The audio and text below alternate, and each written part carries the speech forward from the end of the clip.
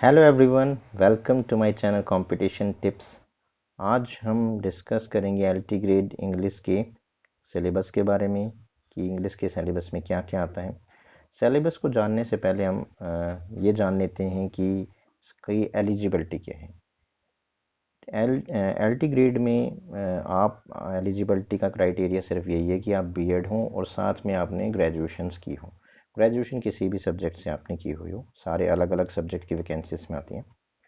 बात की जाए तो इसका जो टोटल क्वेश्चंस कितने आते हैं, तो इसमें 150 क्वेश्चंस इसमें आते हैं, जिसमें से 30 क्वेश्चंस जो होंगे वो जीएस के होंगे और 120 क्वेश्चंस जो होंगे आपके सब्जेक्ट के होंगे। यस, इसमें नेगेटिव मार्किंग है, 0.33 की नेगेटिव मार्किंग है।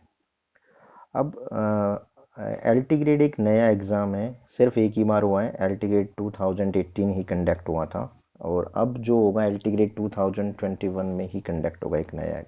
तो ये ज़्यादा पुराना एग्ज़ाम नहीं है, आपको प्रीवियस ईयर ज़्यादा पेपर देखने को नहीं मिलेंगे इसमें। अब बात की जाएगी क्या इसमें टेट की एलिजिबिलिटी है? नहीं, इसमें कोई टेट की एलिजिबिलिटी नहीं है। सिंपल आपको बीएड और ग्रेजुएशन ही होनी चाहिए। तो अगर आपने बीएड और ग्रेजुएशन की है तो आप इस टेस्ट के लिए एलिजिबल हैं। हाँ, एज का क्राइटेरिया है 40, इसकी एज लिमिट है जनरल के लिए, बाकी अलग अलग कैटेगरी के लिए अलग अलग है। तो चले हम डिस्कस करते हैं इंग्लिश के सिलेबस को। तो इन्होंने सेक्शन ए जो दिया है वो है इंग्लिश लैंग्वेज का। इंग्लिश लैंग्वेज है लेकिन ये पूरा एक तरीके से ग्रामर का पोर्शन दिया गया। तो इसमें क्या क्या आएगा, चलो डिस्कस करते हैं। Unseen prose and poetry passage for language comprehension and appreciation आएगा। यानी कि सिंपल जैसे हर एग्जाम में आता है, आपको या तो एक ऐसे या एक पोइट्री दी जाएगी, उसमें से 4 से 5 क्वेश्चन आपसे पूछे जाएंगे जैसे नॉर्मल हर एग्जाम में होता है। फिर आएगा इसमें punctuation, part of speech. Part of speech कहने को एक है लेकिन इसमें 6 से 8 टॉपिक होते हैं। Noun, pronoun, verb, adverb, conjunction, prepositions, काफ़ी सारे होते हैं। Spellings, word formations, vocabulary, tenses, narration. Narration मतलब डायरेक्ट इनडायरेक्ट भी है और एक्टिव वॉइस पैसिव वॉइस भी है। कंडीशन सेंटेंस, कंडीशन सेंटेंस भी इसमें आएंगे। कॉनकोड, कॉनकोड है सब्जेक्ट वर्ब एग्रीमेंट, ये भी आएगा। फ्रेजल वर्ब आएगी, इडोमेटिक एक्सप्रेशंस आएगा, ट्रांसफॉर्मेशन एंड सिंथेसिस, ये चीज़ें इसमें आएंगी। Translation from English to Hindi and Hindi to English, ये दोनों ही आएंगे। मतलब आपको हिंदी की एक लाइन दी जाएगी और आपको ट्रांसलेशन इंग्लिश में उसमें चूज़ करना पड़ेगा, और ऐसे इंग्लिश की दी जाएगी, आपको हिंदी ट्रांसलेशन चूज़ करना पड़ेगा। दोनों तरीके के क्वेश्चन इसमें आएंगे। लेटर राइटिंग और डायलॉग राइटिंग भी आएगा। इसके बेसिक क्वेश्चंस आएंगे कि लेटर राइटिंग फॉर्मल इनफॉर्मल कैसे होता है, डायलॉग राइटिंग कैसे लिखी जाती है। अब बात दूसरा जो सेक्शंस की बात हम करते हैं तो वो लिटरेचर इंग्लिश है। इसको इन्होंने 4 पार्ट में डिवाइड किया है। ए पार्ट में आएगा literary form and movements with a special reference to. इसमें आएगा allegory, ballad, ode, sonnet, blank verse, epic, mock epic, heroic couplet, lyric, elegy, elegy आएगा एंड अदर सोनेट फॉर्म आएगा। Dramatic monologue, free verse, rhyme meter, ये सारी चीज़ आएंगी। यानी कि आपको इनमें बेसिक इंफॉर्मेशन पूछी जाएगी, ये क्या क्या हैं, इनकी पहचान कैसे हम करेंगे, ये चीज़ें इसमें पूछी जाएंगी। ड्रामेटिक फॉर्म की बात करें तो like tragedy, comedy, tragic comedy, romance and one act play, ये सारे हैं। दिखने में छोटे हैं लेकिन ट्रेजेडी कितने कैसे होती है, कब ये अपर जाएगी, ट्राई कॉमेडी जो है कितने पार्ट्स की होती है, ये यानी आपको डिटेल में पढ़नी पड़ेगी। फिर आएगी बायोग्राफी, ऑटोबायोग्राफी, मेमवा आएगी। इनके क्वेश्चंस अभी हमने देखे कि टीजीटी और पीजीटी में काफ़ी सारे इनकी इन तीनों से बायोग्राफी, ऑटोबायोग्राफी और मेमो से पूछे गए और तीनों के क्वेश्चंस आए, लगभग 6 से 7 क्वेश्चंस इसमें आए। तो ये काफ़ी इंपॉर्टेंट टॉपिक है। एंड ट्रैवल राइटिंग भी है। फिक्शंस फॉर्म की अगर हम बात करते हैं, different type of romanticism, pre Raphaelite आ गया है, ठीक है। साथ ही आपको मॉडर्निज्म आ गया है, इम्पर्सनिज्म आ गया है, एक्सप्रेशनिज्म आ गया है, सर्लिज्म आ गया है, ये आपसे पूछे जाएंगे। और डिफरेंट टाइप ऑफ एस्से भी हैं इसमें, ठीक है। रेनांसी है, रिफॉर्मेशन है, नियो क्लासिज्म है, मेटाफिजिकल पोइट है, और साथ ही साथ फिगर ऑफ स्पीच, मतलब जो लिटरेचर की बारीकियां हैं वो आपसे सारी पूछी जाएंगी। तो जैसे कि मेटाफिजिकल पोइट में आपसे पूछा जा सकता है कि लिस्ट दे दी जाएगी मेटाफिजिकल पोइट की, इसमें से कौन सा मेटाफिजिकल पोइट नहीं है, ऐसे। रोमांटिज्म कब स्टार्ट हुआ, रोमांटिज्म में क्या क्या था, रोमांटिज्म में दो ग्रुप अलग अलग थे, पहले कौन सा था, प्री रेफलेटिक क्या था, प्री रेफलेटिक किसने शुरू करा गया, कौन से इसमें जो स्टार्टिंग से 5 या 7 मेंबर थे वो कौन थे, ऐसे आपसे क्वेश्चन पूछे जाएंगे। और फिगर ऑफ स्पीच जैसे आपको देखते हैं नॉर्मल क्वेश्चंस वैसे ही दी जाएगी, लाइन दी जाएगी और आपसे पूछा जाएगा कि फिगर ऑफ स्पीच क्या है। उसके बाद हम बात करते हैं 20 सेक्शन जो उन्होंने बनाया गया पोइट्री का।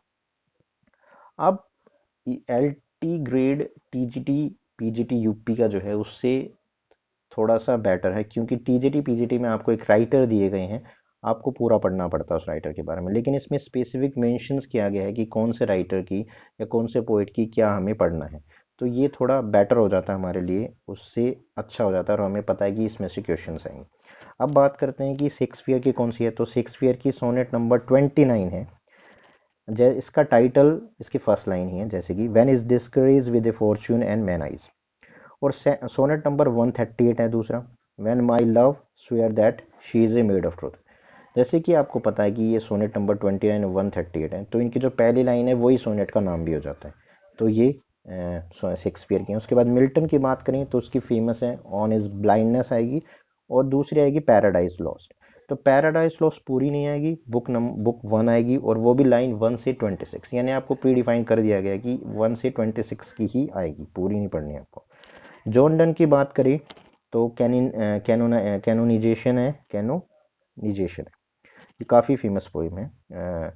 और पॉप की बात करें तो रेप ऑफ लॉक है, ये भी आपको पूरी नहीं पढ़नी, सिर्फ कैंटो 1 ही आपको पढ़ना है। थॉमस ग्रे की elegy written in country churchyard बहुत फेमस पोइम है, लेकिन बड़ी पोइम है, तो इंपॉर्टेंट क्वेश्चन उसमें से पूछे जाएंगे। अब बात करें छठा राइटर जो हमारे हैं वो है विलियम वर्ड्सवर्थ। इसकी है टिंटर एबी है और the word is too much with us, ये कहीं ना कहीं आपके ग्रेजुएशन या पोस्ट ग्रेजुएशन में सिलेबस में है। पीबी शैली की फेमस पोएम है और to the west wind to a skylark, ये ऐसी पोएम है जो नेट लेवल तक भी पूछी जाती हैं, बहुत ही कॉमन पोएम है उसकी और फेमस पोएम है। फिर आते हैं जॉन किट, ये भी रोमांटिज्म से ही है जैसे आपको पता है, और टू ए ग्रेशियन अन, बहुत ही है, काफ़ी सारे सिलेबस में भी है। और इसकी जो है बेल डैम सैन मर्सी, ये एक फेमस पोएम ये भी है।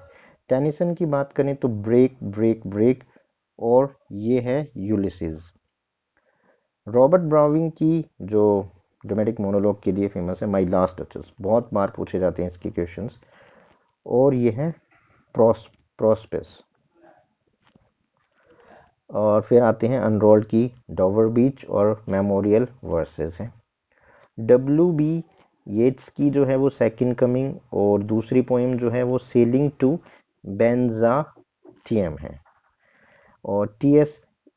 एलिट की जो है वो है द वेस्टलैंड, बहुत बड़ी पोएम है, 4 या 5 पार्ट हैं इसके, और अपने आप में इतनी कन्फ्यूजन पोएम है कि हर कोई उसकी अलग से डिफाइन करता है, लेकिन उसमें से बहुत सारे क्वेश्चंस बनते हैं, आज भी नेट लेवल में या टॉप लेवल में KVS में इसके क्वेश्चंस पूछे जाते हैं, और इसमें भी क्वेश्चंस आने की पूरी पूरी संभावना है।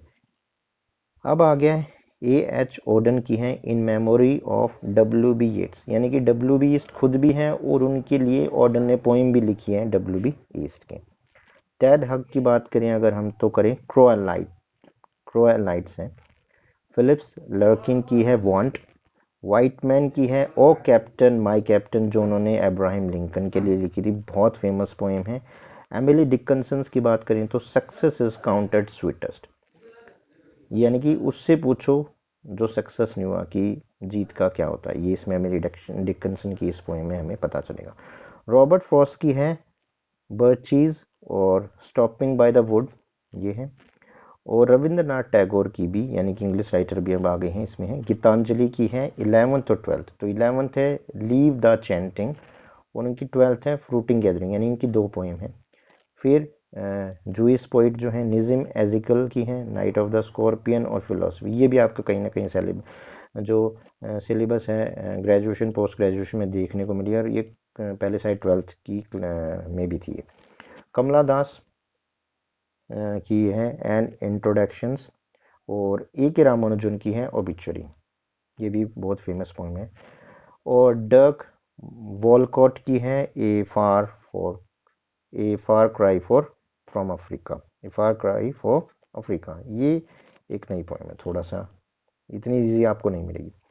पार्ट सी है ड्रामा का, पार्ट सी में है ड्रामा, तो इसमें है trend and movement in drama in English with a special reference to the following. अब इसमें क्या है, शेक्सपियर के इसमें 3 ड्रामा लिए गए हैं, जो एक मैकबेथ है, ट्वेल्थ नाइट है, और द मर्चेंट ऑफ वीनस है। और सेकंड है बेन जॉनसन्स का every man in his humour, तो इसने 2 लिखे थे, every man in his humour और every man in out humour, every man in his humour, every man in out his humour, तो ये इसमें यही है, सिर्फ every man in his humour ही है। ड्राइडन का है ऑल फॉर लव, और बर्नार्ड शॉ का है आर्म्स एंड मैन, ये भी काफ़ी फेमस है। और ग्लॉसवर्गी का जस्टिस, हरोल्ड प्रिंटर का है बर्थडे पार्टी, और यूजिन ओ नील का है द हेरी एप, और गिरीश कर्नाड जो अब अभी इनकी थोड़े साल पहले डेथ हुई है, हया वदाना है इनका नॉवल। तो ये 9 राइटर्स के नॉवेल्स थे। अब आता है फिक्शंस, फिक्शंस में प्रोज भी हैं और फिक्शंस भी हैं, दोनों हैं। Trend and movement in prose and fiction in English with a special reference to the following, तो फ्रांसिस बैकन का है इसमें ऑफ स्टडी और ऑफ ट्रूथ, फ्रांसिस बैकन के क्वेश्चन पक्का इसमें आपको देखने को मिलेगा। एडिशन का है सर रोजर एट होम और विल विम्बल। स्टील का है द स्पेक्टेटर क्लब, लैम का है ड्रीम चिल्ड्रंस, ईवी लुकस का है टाइट कॉर्नर, और गार्डनर का है द डिफेंस ऑफ इग्नोरेंस, और ये बर्ट्रैंड रसेल का है the road to happiness, Richard Wright का है 12th million black boys. Mahatma Gandhi my truth with experience, बहुत इंपॉर्टेंट है, क्वेश्चंस पक्का इसमें से देखने को मिलेगा आपको। जवाहरलाल नेहरू की डिस्कवरी ऑफ इंडिया, बहुत मेन है, आप इसको पूरी तरीके से पढ़ें। और मोगम की है, मोगम भी बोलते हैं इसको, और कुछ इसको मोम भी बोलते हैं, इसका प्रोनाउंसिएशन मोगम और मोम भी है, तो इसकी है लंचन। अनीता देसाई की फेयरवेल पार्टी, बहुत इंपॉर्टेंट राइटर हैं ये, फेयरवेल पार्टी। और इनका जो पहला था वो ए क्राई ऑफ पिकॉक था। कैथरीन मैंसफील्ड की है द फ्लाई, ओ हेनरी की द लास्ट लीफ, ये 12th क्लास में भी आपको 11th या 12th क्लास के एनसीईआरटी में द लास्ट लीफ है। फील्डिंग की है जोसेफ एंड्रू है। जेन ऑस्टन्स की प्राइड एंड प्रीजुडिस है, जो ये भी काफ़ी फेमस, इसके जॉन ऑस्टन्स के 5 नॉवल काफ़ी, ये फिक्शंस जो है वो काफ़ी फेमस है।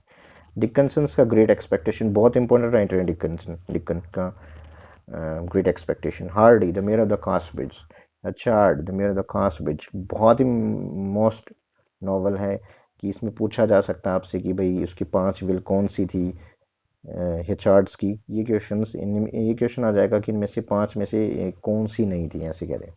जॉर्ज ऑरवेल की एनिमल फॉर्म, बहुत पुराना है ये भी। वर्जिना वॉल्फ की मिस्टर डॉल्वे है, और गोल्डिंग की है the lord of fly, Hawthorne की है द स्कारलेट लेटर, हेमिंगवे की है the old man and the sea, ये भी बहुत इंपॉर्टेंट है, the old man and sea, काफ़ी मेन इंपॉर्टेंट इसमें है कि एक बूढ़ा और उसका एक बच्चा होता है उसकी हेल्प करने के लिए, वो काफ़ी दिन तक समुंदर में रहता है और वो मछली पकड़ के लाता है, लेकिन उस मछलियों को वो दूसरी मछली खा जाती है, सिर्फ कंकाल ही आता है, लेकिन फिर भी बहुत महत्वपूर्ण है। स्टिनबक, यहाँ पे गलत लिखा गया द ओल्ड मैन सी, ये नहीं है यहाँ पे, ये है द ग्रेप्स ऑफ वॉर्थ, तो आप ये सही कर लिए कि ये स्टिनबक का जो है the old man on the sea नहीं है, ये है the grape of wrath, the grapes of wrath है। राजा राव का है कंथापुरा, आर के नारायण का है बैचलर ऑफ आर्ट्स, कमला मार्कंडे का है टू वर्जिन्स, और चिना एचईबी का है थिंग्स फॉल अपार्ट। ये थिंग्स फॉल अपार्ट्स का पूछा जा सकता है कि ये सेकंड कमिंग से इसका टाइटल लिया गया है। तो ये था आज के सिलेबस, तो मिलते हैं नेक्स्ट वीडियो में, टिल दैट बाय।